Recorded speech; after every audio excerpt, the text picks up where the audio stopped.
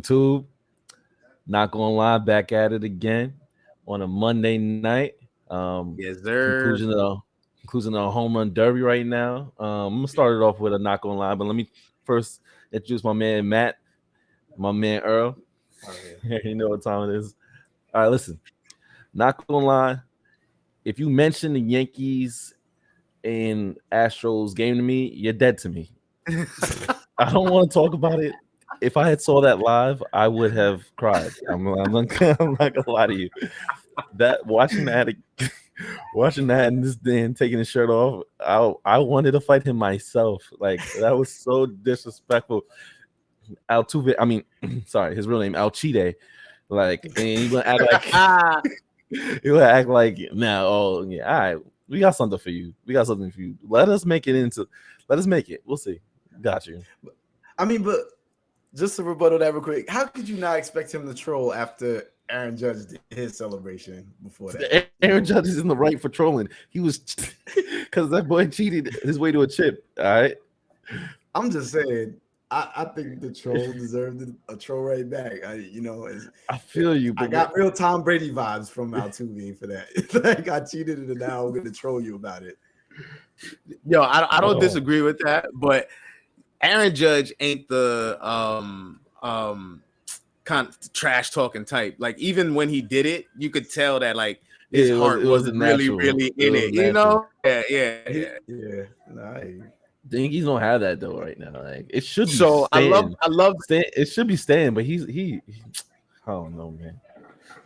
So we don't have that on the docket. So I wish that I could really dive in on these Yankees because there's a lot going on with the Yankees right now in terms of their closers and all of that stuff. Oh so my gosh. we could really dive into it, at a later date. Man. Yeah, we could dive into it at a later date. But my not gonna lie, since you took us to baseball, I got two good not gonna lies. My first not gonna lie, the New York Mets have the number one home run hitter in baseball. The defending, reigning, probably gonna be two-time home run champion Pete Alonso. This man hit 35 home runs in the first round of the Derby. And for those of you that don't lock in really on baseball, the new rules with the home run derby is that you get 3 minutes to hit as many home runs as you can. And then every home run that you hit 475 yards or further, you get an extra 30 seconds. So he hit that 35 home runs in a total of 4 minutes. Really, really impressive. And the second one, not going to lie, even though we do have the best home run hitter, the best baseball player that we are going to get to see this week coming up tomorrow is going to be Shohiotani. All right, who for the first time, I don't even know, it's got to be for the first time since they've been paying attention to this thing. This dude is going to be starting the All-Star game as the pitcher and then also starting the game as the leadoff hitter. He hit 33 home runs right now. He has an ERA of like 3 and change. So starting the All-Star game as the pitcher and then also leading off, that's the type of excitement, star power that baseball needs. So not gonna lie, I'm excited to watch Shohei I'm excited. Yeah, I mean with him, it was just about staying healthy. Like I remember when he was drafted, and it was just like, yo, this dude is gonna be. I'm not drafted. Like I think they actually bid it on him. Actually, to be honest, I remember that. And they were like, no, you got it right. They bid it. Yeah, you got it right. Yeah, they bid it on. Yeah. So they bid on him, and I was like, yo, the highlights they was showing for this guy, he finally staying healthy, so he's like putting together. He's up now. That man's up now. But congrats to your Mets, man. Before you even get into that, Ben, congrats to your Mets. They're no longer a Ponzi scheme. Like you finally got an owner with some money, with some Skrilla, with some change. Like y'all were just dumping money into the organization, and they at least the Knicks, your color mates, right? At least they they try their hardest color to mates. Win, right? they try their hardest to win. They just didn't know how, right? But the Mets, they was being cheap in New York. Like all the money in the world was being poured into this organization from all the fans. Like they have like the top 7 fan base, and it's in New York, and the ownership, because they got in a Ponzi scheme, because they got Ponzi schemed earlier by Madoff, they've been cheap for 17 years. Like, I don't understand why baseball didn't force them to sell. And a lot of fans been like, that's been a talk over the years. Like, people have that. You're not the first person to say that. That's been a talk over the years for sure. And that's another thing. Like, baseball just with the tradition and stuff like that. If you're not spending this X amount of money, like, they need to put some kind of floor to this. I understand. I get it. I love it actually where there's no salary cap, but they need a floor. This is ridiculous. You can't have one player making more than the whole team's. Like, that's so ridiculous. And then the Mets was just like they were living off of the money from the for the money out when y'all was buying popcorn and hot dogs. They was living off of that. Like, the owners, like, it's unacceptable. So congrats, y'all finally okay. You know what I mean? Y'all still little brothers in the city. So enjoy. Didn't we just play we won the second game. Y'all didn't even realize that. Like, we played twice in the same day. Y'all suck. We had the same record. That is another conversation for another day. But the Yankees are on life support. Yeah, no, the Yankees are on life support. Bentley, you gonna not gonna lie for us? Yeah. So my not gonna lie is Giannis is a freak, bro. This guy. What do you mean? Watch your mouth. His nickname? Time out. Time out. That's what you're not gonna do. That's what you're not gonna do, because that is his freaking nickname, bro. You give That's it what to you go. Nah, man. What the hell? I'm just saying, I ain't calling no other grown man a freak. So it is what it is. Like, I mean, do your thing, man. Keep going. But Deshaun Watson could be Big D. Shay. Who would say that? That's nuts. That's what he's Deshaun Watson got a man somewhere that he calls him up, and when he picks up, he's like, "Yo, Big D, what's good, my G?" Like, yeah, I read that, and that was nuts. I don't care. Let me focus up. But yeah, this guy he's built in a lab, same lab as LeBron. You know what I'm saying? Because this guy knee went that way. Yeah. and then he came. I'm on the previous episode saying his finals is done. No way he tore something. I've said it on record. You know what I'm saying?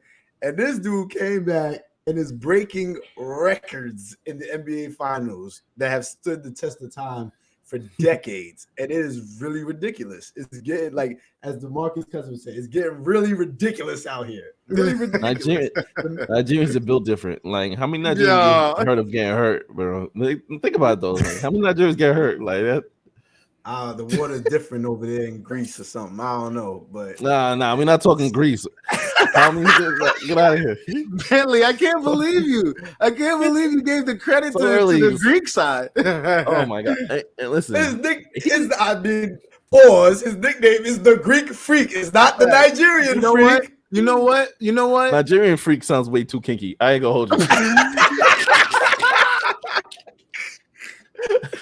I understand why my Nike was like, you're gonna have to go with Greek. You know what? Like, imagine if it was Nigerian first, and then they were like, you know what? I don't know, Giannis. I've given him a pass, for his Nigerian citizenship right now, because he's in the NBA Finals. He can't play for Nigeria and help contribute to this debacle that is the USA basketball team. But we'll get into that later. But Nigeria that good. Australia's Nigeria just beat the number 4 ranked team by like 20-something points, I think. I'm saying, but if Australia just gave USA the same kind of spanking, so it was like, damn, that's a fact. So we can't really evaluate Nigeria. But back to Giannis, this guy is just different, getting 40 in back-to-back games and just dominating. After that horrific looking injury, apparently he's unfazed. So he's just, like Obi said, built differently. But I thought it was going to be a sweep. I predicted a sweep, and they came out, and he dominated game 3. Another game in the finals, he dominated again. He's critiqued harshly by even his peers, saying he has no skill and this, that, and the third. And at the end of the day, honestly, I never started that narrative as far as him having no skill, because I view him like a Shaq, to be honest. A Shaq that's fast. He could dunk the angles that Giannis dunks the ball from. I'm like, how did he dunk? Like, I would expect any other player would like. That's a fact. That's a fact. Do like a little drop, little tear drop into the basket, little floater layup close to the rim. No, he's throwing it down from these weird ass angles all around the paint. And I don't know any other players that really been able to do that consistently like him. It's crazy to me. Yes, sir. Listen, I'm just to elaborate exactly what you were saying. I'm gonna get into that Shaq thing too. But I will say, like, Nigerians, I always say Nigerians are built different because this is food. It's called fufu. If you eat fufu, I'm telling you, it's gonna be banned one day in the NBA and the MLB. It's like steroids. I don't know what it is. Are you gonna get in trouble? So it's like marijuana in the Olympics. Yeah. Are you giving away the cheat codes, Obi? Are you like are gonna get canceled? I'm giving away the cheat codes, but you gotta know how to make it, right? Okay. Go ahead. Go. You're gonna end up making mashed potatoes thinking you may have fufu and stuff like that. But that sounds so accurate, and I don't even know anything about fufu. So listen, this guy Giannis, man. I'm gonna make it more about the Bucks and not go ham on the Suns because it's only been one game. We got to see what happens in Game 4. That's the big one, right? But Giannis is different, and it's actually very disrespectful to all those people that try to compare him to Ben Simmons. Like, it's so disrespectful because it's a difference in heart. Like, it's such a difference in heart where it's like, Ben was really afraid of the rock at the end of the games. Like, he doesn't want it. He knows he's a bad free throw shooter and he doesn't want it. Whereas like LeBron, for example, he knew he was a bad free throw. He may change his game up a little, like do some shooting instead of layups. But he, at the end of the day, give me the rock. I'm the guy. And that's what Giannis does to his detriment sometimes as well, because I always consider him as a big. And I think the Bucks would be better off if they considered him as a center. And not a power forward, because that's where you get the fuzzy lines. I think they need to just sit there and say he's a center. Like I was saying last or a couple podcasts ago, got to get Brook Lopez out of there, especially when you switch and everything like that. He's supposed to be the Swiss Army knife. He can guard anything, if any switch, right? But what changed in Game 3, and it could just be because they were home, but it changed because you saw the dynamic of the offense, right? Middleton was being more ball dominant, and Giannis was screening for Drew Holiday. So both of them were able to be more of a playmaker, and Giannis wasn't playing the wing. He wasn't sitting there starting up the offense, backing up, rolling as fast as he could, like one left or right. That's a signature move, by the way. Like, he backs up to the 3-point line. When he becomes Derrick Henry playing basketball, speed boosts, and then tries to like speed boost. Yeah, literally a speed boost, or literally. For all y'all that say 2K is fake, the man does that in real life. Like, he really. He really backs up the rim runs in the half court setting. I've never seen nothing like it. But at the end of the day, all he needs is that hop step. That's all he needs. Yeah, but at the end of the day, you can't count on that. Like, it's not smooth basketball, but what you can count on is that man if he's screening for you. They said he's had the top 8 screening games in his career during this playoffs, and all of them, was it during the playoffs? Something like that. During the playoffs, and all of them were him having like 35 plus, and it's different when he's coming off and he can just get the ball somewhere around that semicircle and just dominate off that. Nobody can guard him like that. Nobody. And the NBA is not built to guard him like that anymore. So I'll just end it off in this, and I'll say they need to continue treating him like a center. And you can have Brook out there if he's going to stay all the way out there in the 3-point line. I'm more concerned about Brook on defense, but offensively, Giannis has to run the middle, and he just needs to be relentless. You remember when I killed him for that 6 for 10 game? I know he was coming off the leg injury, so I'm not going to kill him OD, but but he was relentless last game, and I need to see him do it again. Even if they lose, I need to see him go. I need him to take 25 shots. Yeah. So the sellout. I don't disagree with anything that you said. Yeah, I'll throw a little more of Phoenix in. But first with Giannis, as one of the people that I mean, I'm not a Giannis hater or anything like that, but I have been critical of some of the deficiencies in his game, and I've heard a lot of the media folks and some other folks saying, guys are online saying, oh, everybody's bashing Giannis, he's a center, let him play like a center, and that's absolutely the truth. The reason that I was critical of him was because in a lot of situations he was going away from that. You know what I mean? Like he was turning himself into, not a dominant center, by taking a lot of jump shots, whatever, not imposing his will in the way that we know that he's supposed to. And I think that that's also just a reflection of the ineptitude that we were talking about that we saw from Milwaukee. My critiques of them and the reason that I picked Phoenix was not because I thought that Phoenix, if I looked at their rosters on paper, that I thought that Phoenix had a better roster. It was what I had seen from the way that their players had been playing and executing. And so that's liable to change, right? Because we know that we all were like, Milwaukee just needs to do this, like why aren't they doing that? And that's kind of been the story for the playoffs for them. If they impose their will in the paint and continue to defend at a high level the way that they have over these last two games, even the game that they lost, they started to do it.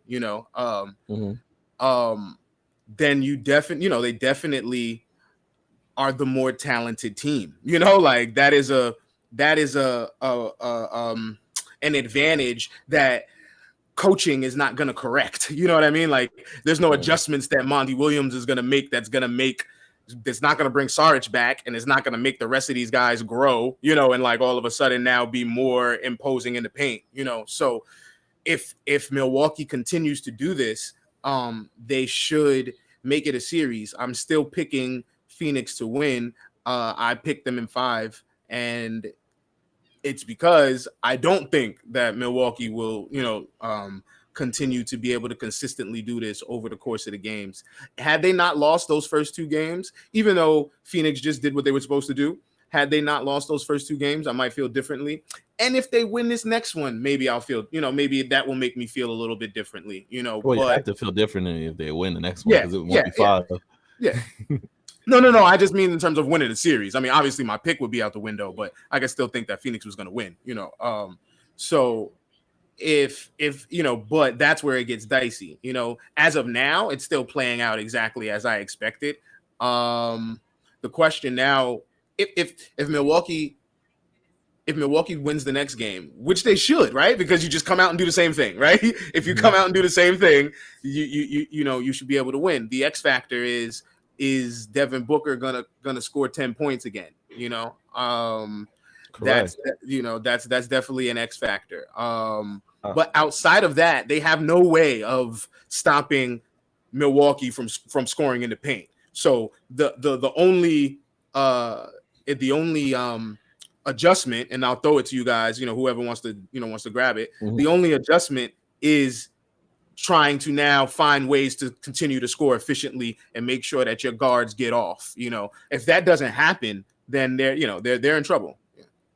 So I'll say just to piggyback on what you were saying, Giannis is the discrepancy between, like, even in my group chats and just like Twitter and IG, like during the game, Giannis could have 25 and people would be like, oh, he's so whack. I hate the way he plays. Like this dude will end with 45, like game 4. No one even mention it, and then you don't hear the great talk about Giannis until after, because people don't appreciate it.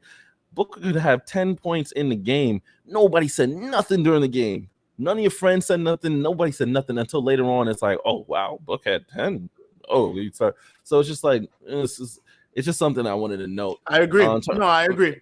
I agree. And, I agree totally. It's like when Giannis is playing bad, you know, he's definitely started to fall in that category of getting dumped on when he plays bad and not being recognized in quite the same way when he's performing at an elite level. You know, like I didn't realize he had, you know, that he was on this stretch, and when I started to look back at the numbers, I'm like, he's been hooping. You know, he's been hooping.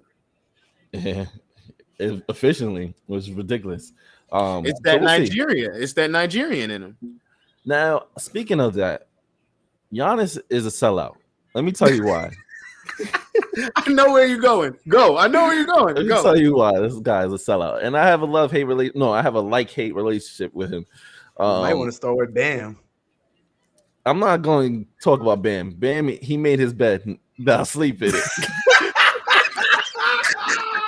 Is he no good? Like, what's up with? Is he not welcome? Like, what's up with? He on the USA team. That's a fact. He's on the USA team. That's what I'm saying. And they was looking at him kind of crazy. Like, I saw a couple memes too, where it's like the way the Nigerian team was looking at Bam, like it's like, you know, this guy, get him out of here. So, well, he got paid though, right? He already got paid by Houston. I'll tell you this. Bam gets a little bit less flack from me personally, because I understand playing for United States, you thinking you're getting a gold, and maybe you in your head, like a young player like Bam says, you know what? After I get my one gold, I'm gonna go back and play for Nigeria. But it doesn't make sense to me why you can see how stacked this Nigerian team is and how hard they play, and Giannis would decide to go play for Greece. That is like all-time sellout, because you could literally take this team to medal. They can medal up with Giannis on that team. They could even win with Giannis on the team. Like looking at how they're built, based on what we've seen so far. I definitely agree with that. Yeah. Yeah. So going into the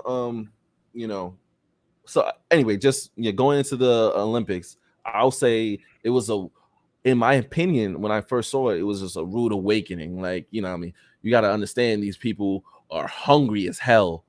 And Nigeria is, you know, these players are just hungry. So they play so hard. And it took the United States a little bit of time to, like, you know, tweak to it. But then they lost to Australia. So now it's just like, I'm like, yo, I don't know. If you don't get your ass kicked like that and then go lose again like that. Like, so I don't know. But shout out to Mike Brown. What about your boy Kevin Durant leading the squad? Yo, oh man. I mean, you thought you wasn't gonna have to address that? Is that how that works? Oh, listen. I mean, I was rooting against them, so you came at my Mets, so now you gotta address that. Okay. Listen. Yeah, do that. Listen. First of all, Kobe and LeBron. Oh my God! First of all, Durant was on that team, buddy. What you talking about? But he wasn't the leader. That was actually where I was going to go. That's actually where I'm going to go. That's actually where I'm going to go with it. He's the leader. He's the leader. He was the leader of the other team. Stop it. There was Kevin Durant. LeBron was the leader. It wasn't Kevin Durant. Kevin Durant. Kevin Durant is clearly the leader now. Okay, Kevin Durant is okay. Maybe it was LeBron. I don't want to take it away, but it's like it was Kobe, LeBron, and Melo. Give Melo his flowers. He was. Oh, you know, he holds Olympic records. You know, I'm not going to take that away from him. So, but I'm going to bring it back around to them because that was part of my point. So don't worry, I'm going to bring it back around. How can we compare this team to that team? Like, this is a pandemic team. Like, this, like it's just Durant. Every time, this is a big joker. COVID, boom. Like for everything in the past 2 years. When anything go wrong, doesn't count. COVID. Like, come on, man. How long are we gonna do this for? You act like COVID's not prevalent. It is very prevalent. It's relevant, prevalent, all that. I'm just saying. I just hate hearing it. It's annoying. Shout out to those. Shout out to y'all with the Pfizer. Shout out to y'all with the Pfizer, y'all. Guys, you can get that booster. You gotta get that booster. Like Team USA need the Pfizer booster right now. They need something. They need some milk. They need to get somebody off the. Who they can get? They can get Booker. They can get Booker. Side note: breaking news. Back-to-back champion. Pete Alonso. Petey. Hey, Petey. Pete Alonso. The heart of Flushing, New York. Let's go. The heart of Flushing, New York. Yo, Obi, I wish I could take the camera to my window right now so I can show y'all the Citi Field sign. Because we got a Yankees fan in here that can see the sign too. Just so y'all know, who never has resided in the Bronx. But I digress.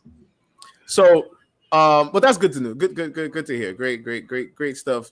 And the home run derby, I locked in and watched it specifically so that I could, make sure that I knew what I was talking about. It rivals the 3-point contest with what they're doing. It's really, really gotten good in terms of how they have a clock, and it's a skill, how you kind of what you're gonna get. You know what I mean? Like you can't like half-ass it. Like in a 3-point shootout, these dudes are locked in. You know what I mean? Like there's no lollygagging through it like a skills challenge in basketball or football or whatever or hockey. So and that's, I just wanted to give them their props because we bash, not us personally, but baseball, although it's America's pastime, it's definitely not one of the TV popular sports. It's definitely past its time, and so it made me feel good to see them kind of starting to move things forward, with the way they presented the home run derby. It was dope. The home run derby though, it's crazy. That's how like finicky baseball players are. Like you see Pete Alonso just won the home run derby. Watch how he swings next couple of weeks. Yo, it's crazy. No, that's a fact though. No. That's a fact, That's a fact. That's a fact. There's a lot of managers and GMs and stuff that they don't want their guys coming in and playing in the home run derby because of like batting fatigue and stuff like that happens after. Now that's valid. That's valid. But the difference is with analytics like an now. Accusation for a second. I was about to say. With the I don't know what you just said. With the analytics now. Accusation. I missed that meme. But the analytics now, the game has changed. So because that was back in the day, right? They didn't want you swinging for home runs. Now they want you to swing for the fences on every pitch. So like the analytics figured out, oh, this makes more sense. So like, which is cool until the playoffs come and then the Yankees stink because that's what they're doing now. So, but like maybe Alonso's bat isn't gonna go bad, like, or you preaching right there. We're gonna get a few more fans just off that alone. No lie. Like when I'm driving to work, these passionate Yankee fans that I'm hearing, calling into the talk radio, that is literally what they're saying, that analytics has kind of ruined what they're trying to do, like when it comes time to really play. Like that's just not sports, making contact with the ball and then not getting on the bases. Like it's just it hurts them in the playoffs, man. I'm telling you, like the Yankees because then they're just living and dying by the home run. And it's pressure time. It's like it's not that easy. It's like playing 2K for the bread. Or no, it's like playing Madden for the bread. You can't just be. It's completely different when it's go time and it's like, all right, you're not playing, 160 games. You know what I mean? When it's like, oh, we need a home run out of you. So, no, I agree. No, you right about the analytics though. You right about the analytics. When my New York Mets were in the World Series, not too long ago, they suffered from getting the clutch base hits. Maybe if the Yankees make it again, they'll understand, how important it is to, get those clutch base hits. Now, when we talk about making it, right? Because we hang up banners of championships. Did y'all hang up the banner championships that year? Yeah, we hung the NL one. Oh, and NL one. That's what y'all hung up. But just remember what happened when we had to spank y'all in 2000. Like that was your chance. Like that was y'all supposed to win that one. Weren't you the one that told me not to go back in history when we're talking about things like this? I always say don't go back before this century. I literally say that. You couldn't. That was a 90. Was that 99 or 2000? It happened in 2000. It just happened. I'm lucky. I got lucky on this. Okay. I got lucky. I say, make sure you talk about stuff when we're at least like, of age to be actually watching. We're not gonna be talking about 75 in the middle of an argument. Like, the Knicks got a 76 ring. Like, come on, like. I mean, when you have 0 rings, you have to set those type of standards. So I understand. I took us back to the baseball. I didn't get to say let me throw my little take on the Olympics before we move.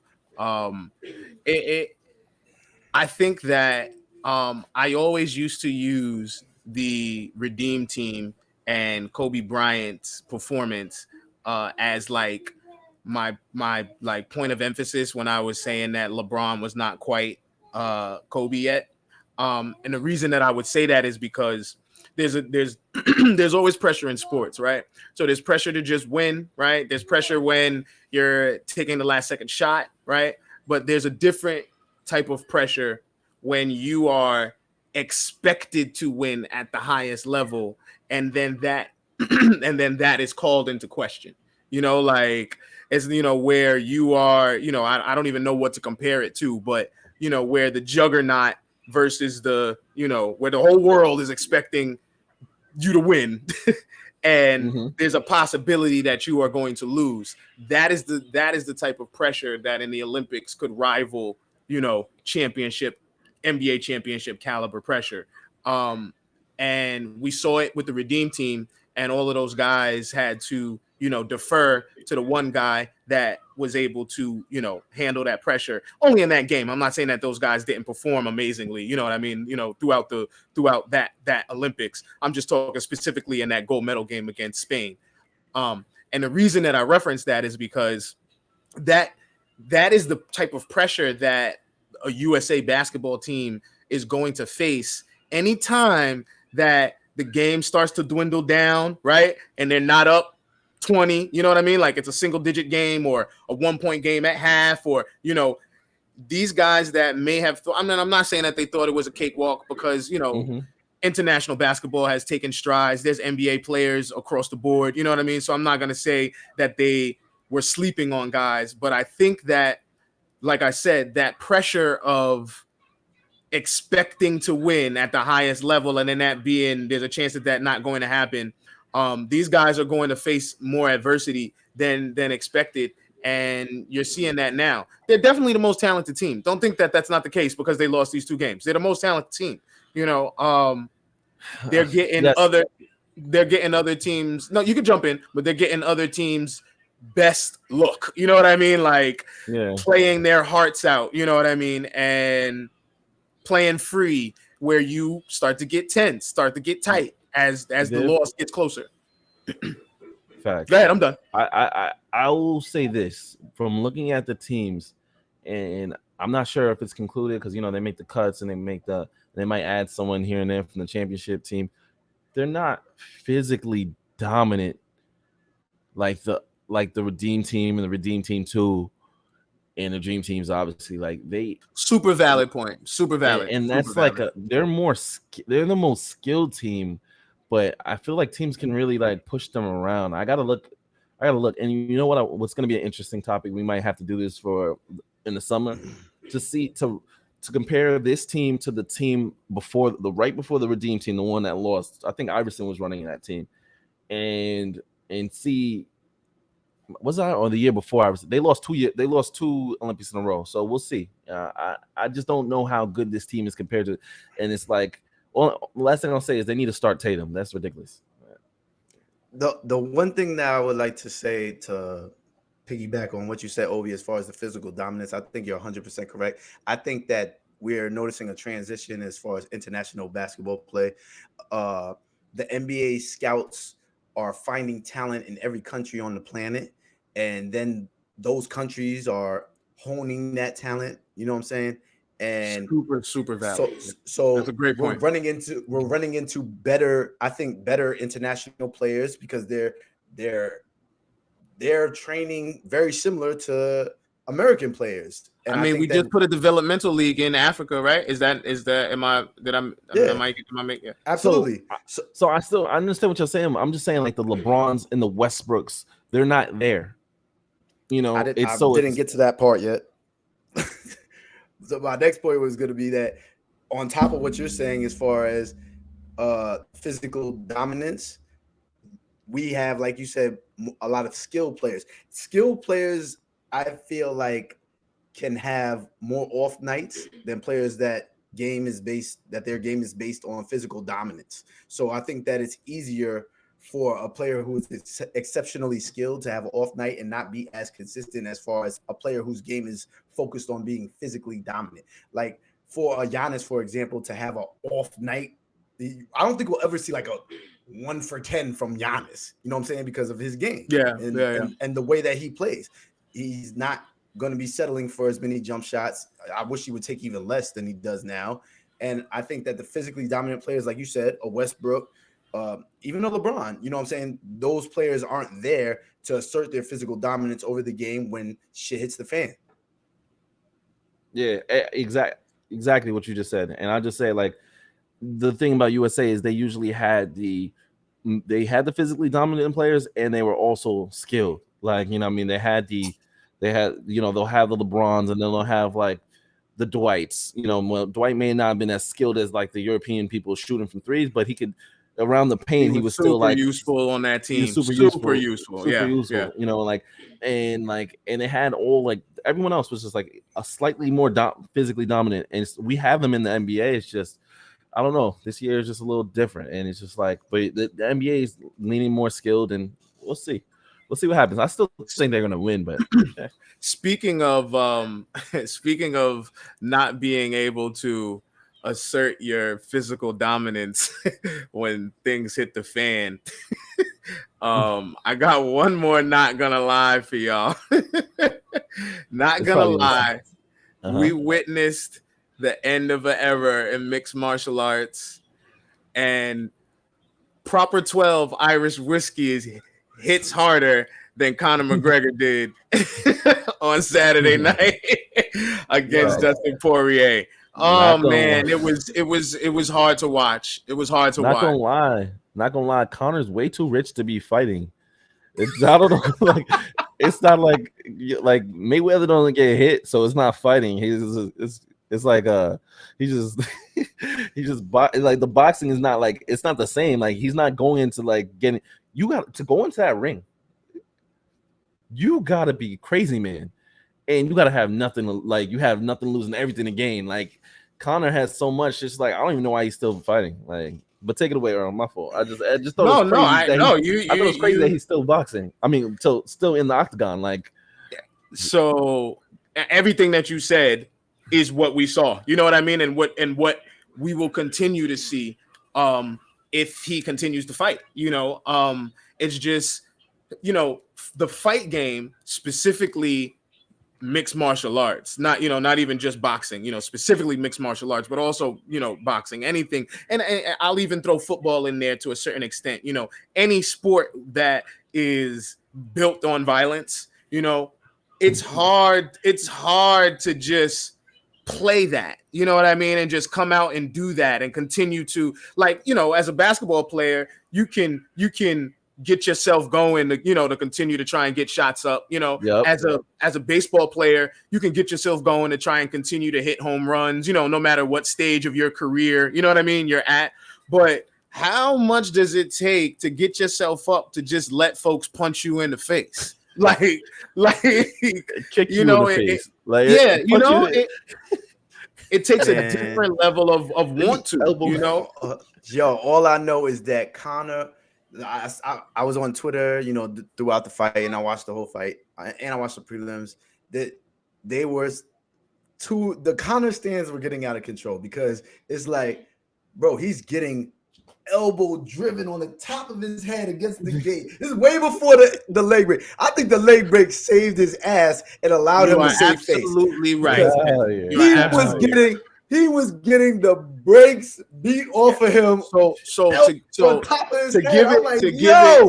You're absolutely right. To even give it some technical context, Conor has not been able to adjust and add things to his game. He's still a one-dimensional mixed martial artist, and what's happening in mixed martial arts, like in all sports, the game's changed. The game is that's all sports. All these guys can do everything. So if you notice, Poirier spent a good portion of the fight standing up with Conor, which that's supposed to be Conor's strength. Conor then tried a desperation guillotine. He was able, which Poirier was able to like get out of with no trouble, which was just another example that he had more things in his tool bag, than Conor did. And that's not a knock on the success that Conor has had. He's still box office, he can still sell a fight, but he's all bark and not bite, at this stage in the game. And, I'm not going to say that I'm like a MMA purist, but, I love all sports, and I definitely have locked in on combat fighting as well. And, it just made me think of the Ken Shamrocks, the Chuck Liddells, not that Conor was around as long as those guys, but it's just another end of an era, in my opinion. Not saying that he's not going to continue to fight. They'll probably make another fight, with these two guys, to be honest, especially since he broke his leg. No, it's over. It has but to. He's going to get the break. That similar injury ended Anderson Silva, and he was, in my opinion, way better. And that was the other person that I would have thrown in that category. Just thinking about. Conor was nice back in the day. Yeah, Anderson was nice. Yeah. Anderson definitely was better though, and he had the similar break. So, I think we can have a longer conversation about, top 10 of mixed martial artists, if we want to down the line when the sports, when the live sports are dying down, because I think that's a conversation to be had, because, I think it starts to get tricky if he's even in that top 10 when you really start to think about, because, to the casual fan, sure, to the casual fan, you only know about maybe 4 or 5 other guys, period. You know what I mean? But anybody that really knows knows mixed martial arts, he's barely teetering to get himself in that top 10. His claim to fame, and I'm done after that. His claim to fame is having the fastest knockout in UFC history, and winning titles in multiple weight classes, but doesn't have the marquee wins under his belt, like some of the other guys. And then over the back half of his career, he hasn't been able to sniff a win against anybody meaningful. Anybody that is multidimensional as a fighter, whether it have been Khabib, whether it be Poirier, I don't even know who he fights now. He's got no chance with these guys. So, it's he don't need the money, like you said, Obi. Like, he just sold Proper 12 for $400 million. He fought Floyd. What did he make? Another 200 million off that? Go get an island somewhere, put a nice suit on like you always do, and relax. Like, you don't need to keep getting your head bashed in. Yeah, he's done. He's done with that. Like, what he was supposed to do is before, instead of this fight, he was supposed to just fight Manny Pacquiao for the bag. Yes, another back. See, I was gonna say that, Obi. You took my point. I was like, he should have just stayed with boxing, bro. He was making money over there. You just make that money and just retire somewhere else. Like, you know what I mean? Like, it is what it is. Like, you can't be that rich and decide and then half like be committed to the sport. Like, it's just something that you can die in the ring like that. Like, you bro, can't do that in this sport. You are right. You can't do that. So, like, I mean, thankfully he just broke his ankle and he's just moving on now, because you can't be. I know he's not hungry for that. So, like, and he was looking like he was about to get his ass beat. And there's also some karma involved in this too. He was talking about that man's wife. He deserved. He deserved to get his face. They just be selling the fights. They be selling the fights. I mean, yeah. So I can punch you in the face. He was calling Mayweather a monkey. I like, which is very racist, but I'm pretty sure they talked about it before. Like, the Rocky movie with the monkeys in the gym. The Rocky with the monkeys in the gym, right? That's what he said. No, he said dance for me, boy. And I know that. I think he said monkey. I don't know, but we were talking about Rocky movies, and he said the one with the monkeys in the gym. Nah, I don't think he said that. That's a lie. All right. If I can share my screen, I'm gonna send it to you. Yeah, because he did. He definitely did. Well, then he's wild. It may have been in his way of. He may have been trying to like explain what he said, but he definitely said it. He lucked out because there's a monkey in the movie, but he said monkeys in the gym. Yeah, because the scene that he's talking about he's trying to walk it back with Apollo Creed, when Rocky comes and works out with Apollo Creed, and Apollo Creed's teaching him how to get his 1-2, and all that. So when he first said it, everybody immediately was like, "You mean because he was at the all black gym that he was with the dancing monkeys?" Like, who were teaching him how to have rhythm? If you really remember, and that's what was happening in that scene. So, but whatever. But while we're on the topic, before we end it, Creed 2 dropped the bag. They dropped the whole thing. The whole movie could have been a classic. All he had to do was say. You didn't like Creed 2? What are you talking about? All he had to do is say, if he dies, he dies. No, dies. Bro. Get out of here. And then it would have been the best movie ever. That shit was fire. That movie was fire. Bro, you can't fight the dude. You can't fight Dragic's son, and Dragic saying they were concerned if he was going to live. They dropped the bag.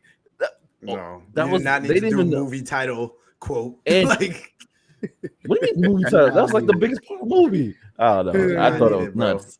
I was waiting for it the whole movie. I know you was probably on seat's edge, like I was gonna say that. No, he's about to say it. Oh, if he dies, he didn't say it. Man, Drago's son just being a monster in that movie carried that shit. He should have killed somebody in the movie too. You just wanted to witness a homicide. What's wrong with you? Jesus. That's how the movie goes. Sadistic, bro. Yo, we gotta get you back on Xbox, man. Load up your GTA. Listen, we need a pod on. Then you can get some homicides. Nah, we need an episode on some video games though. Facts. Coming to you soon, fans. We might have a Madden season stream for y'all. You know what I'm saying, when that drop, or we might have all of that other content, some GTA. We all play about how they need to fix 2K. That don't know, so facts. They need to fix 2K. We have an NBA 2K Pro Am team. We do all that. So y'all might get to see that side of us when the video games start dropping in the fall. But for now, take care, stay up, stay safe. Thanks for tuning in. Like and subscribe. We love y'all. Not gonna lie.